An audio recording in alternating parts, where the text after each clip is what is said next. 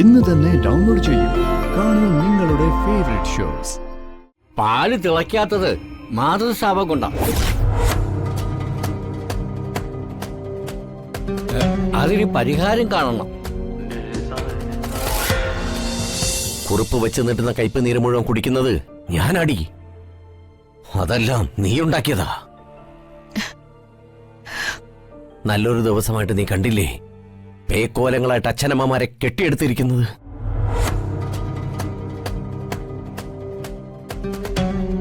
അതും എന്നെ അപമാനിക്കാൻ, കുശിനിക്കാരുടെ വേഷത്തില്.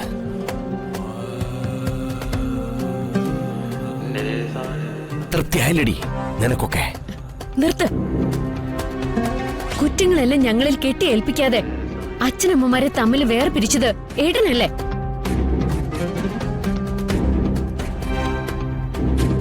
വീണ്ടും അവരെ ഒന്നിച്ചപ്പോ രായ്ക്ക് രാമാനം അവരെ ഓടിച്ചു വിട്ടത് നിങ്ങളല്ലേ? അച്ഛനെ ചതിച്ചുണ്ടാക്കിയ പണം കൊണ്ടല്ലേ ഈ പുതിയ വീട് നിങ്ങൾ വെച്ചത്? എന്നിട്ട് വെറുതെ കിടന്ന് കുരയ്ക്കണ്ട.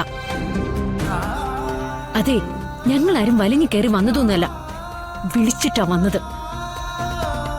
നിന്റെ തന്ത എന്നാലും ഫാൻസി ഡ്രസ് ഇട്ട് വന്നല്ലോ. അതാര് വിളിച്ചിട്ടാണി? അതിനാരും വിളിക്കണ്ട. ജനിപ്പിച്ചതിന്റെ അവകാശം മാത്രം മതി. ആയിട്ടടിച്ചാൽ കൊന്നുകളയും ഞാൻ. പാല് കാച്ചാണെന്ന് ഞാൻ നോക്കില്ല. വേണ്ട മോളെ, ഒരു പ്രശ്നം ഉണ്ടാക്കരുത്. ഇല്ല അച്ഛാ, പ്രശ്നം ഉണ്ടാക്കാനൊന്നുമല്ല വന്നത്. പക്ഷേ പാല് കാച്ചി ഈ വീട്ടിൽ സഹോദരൻ കൊന്നിട്ട് സഹോദരിയുടെ ജഡം കിടന്നാൽ എന്റെ അച്ഛനും അമ്മയെ സഹകരിപ്പിക്കാത്ത ചടങ്ങിൽ ഞാനും സഹകരിക്കുന്നില്ല.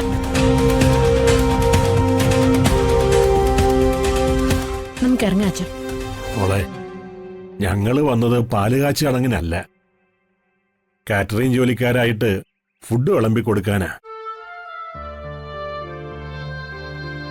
ആ ഉത്തരവാദിത്തത്തിൽ നിന്ന് ഒഴിഞ്ഞു മാറിയാ നാളെ മുതല് ഞങ്ങളുടെ അന്നം മുട്ടിപ്പോവും.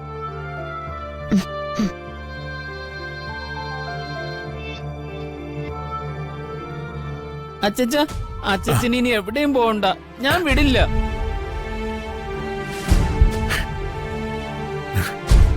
ഇത് കണ്ടോ, ഇതാണ് രക്തത്തിന്റെ ഗുണം. ഏതായാലും ഞാൻ പ്രസവിച്ചത് വെറുതെ ആയില്ല. അതെ, മുഹൂർത്തം അടുക്കാറായി. എല്ലാരും ഇങ്ങോട്ട് വരിക.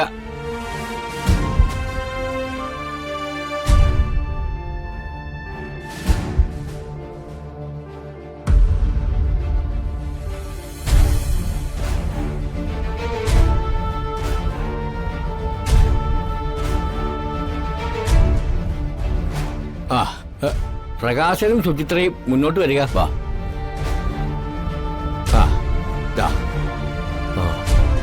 ഇനി രണ്ടാളും കൂടെ കലത്തിലോട്ട് ഈ പാലൊഴിക്കുക.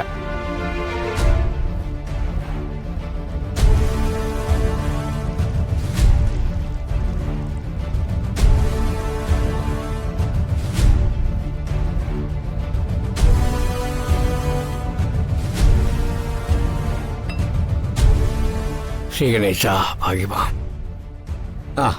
ജഗദമ്മ വരൂ.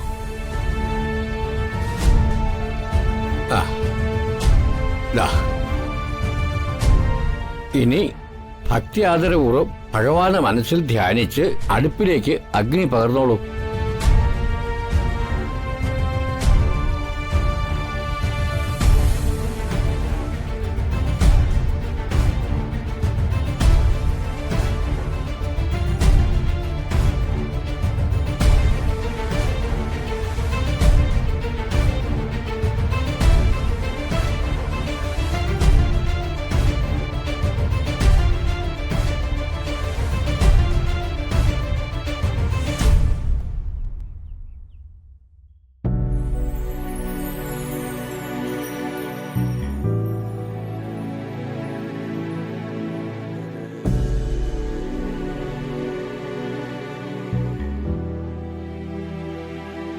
വീട് വിട്ടിറങ്ങിയ ഞങ്ങളെ മരിക്കാൻ ദൈവം അനുവദിച്ചില്ല. ജീവിച്ചു തീർക്കാൻ ആയുസ്സും ചെയ്തു തീർക്കാൻ കുറെ കർത്തവ്യങ്ങളും ബാക്കിയുള്ളപ്പോ ആർക്കും മരണം വരിച്ച് രക്ഷപ്പെടാൻ കഴിയില്ല മോളെ. ജീവൻ നിലനിർത്താൻ ദൈവം ഞങ്ങൾക്ക് വെച്ച് നീട്ടിയത് ഒരു ക്ഷേത്രത്തിലെ നിവേദ്യച്ചോറായിരുന്നു. ഇനി ഒരിക്കലും ഒരു തിരിച്ചുവരവോ കൂടിക്കാഴ്ചയോ ഞങ്ങൾ ആഗ്രഹിച്ചതുമല്ല. പക്ഷേ സ്വന്തം മകന്റെ വീട്ടിലെ ചടങ്ങാണെന്ന് ഒരു സൂചന പോലും തരാതെ ദൈവം ഞങ്ങളെ ഇവിടെ തന്നെ കൊണ്ടെത്തിച്ചു. മകന്റെ ആട്ടും തുപ്പും അവഗണനയും മടുത്തിട്ടായിരുന്നു വീണ്ടും ഒരു ഒളിച്ചോട്ടം. പക്ഷേ ദൈവം വീണ്ടും ഞങ്ങളെ അവന്റെ കാൽ ചുവട്ടിലെത്തിച്ചു. ചവിട്ടിയരച്ച് പാതാളത്തോളം താഴ്ത്തിക്കെട്ടാൻ.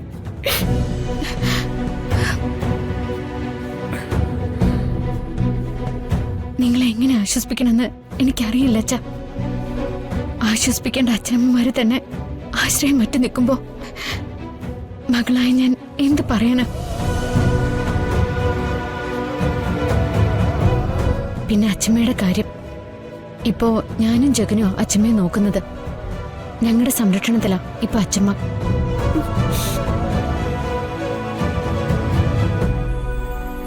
അച്ഛനും അമ്മേനെ എങ്ങോട്ടും പോകുന്നില്ല. ഞാനോ ജഗനോ നിങ്ങൾ ഒരിക്കലും ഇറക്കി വിടില്ല.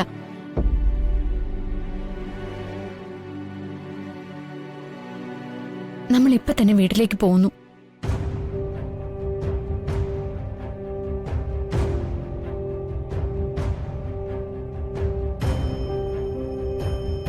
എന്താ അച്ഛനും അമ്മയും ഒന്നും മിണ്ടാത്തെ?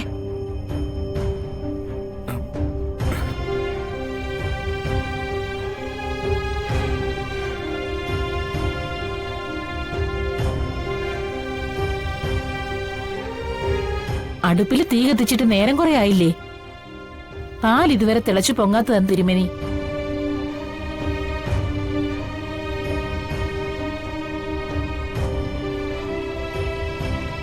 പാല് തിളച്ചു തൂകിയാലേ പാല് കാച്ചാവൂ. അമ്മായിയമ്മയല്ലേ അടുപ്പ് കത്തിച്ചത്, അതുകൊണ്ടാണോ?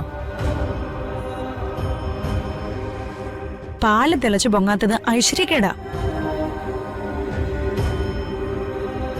ഇത്രയും വലിയ വീട് വെച്ചിട്ട് പാല് കാച്ച് മംഗളകരമായിട്ട് നടക്കാത്തത് എന്തൊരു കഷ്ടം.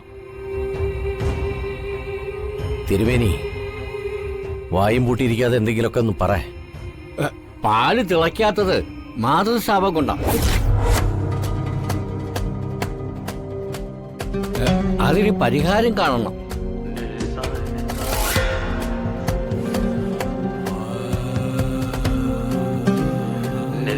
അത് തിരുമേനി പറഞ്ഞത് സത്യമോ? പ്രകാശിന്റെ മാതാവ് വന്ന് സഹകരിക്കണം, ഒപ്പം പിതാവും.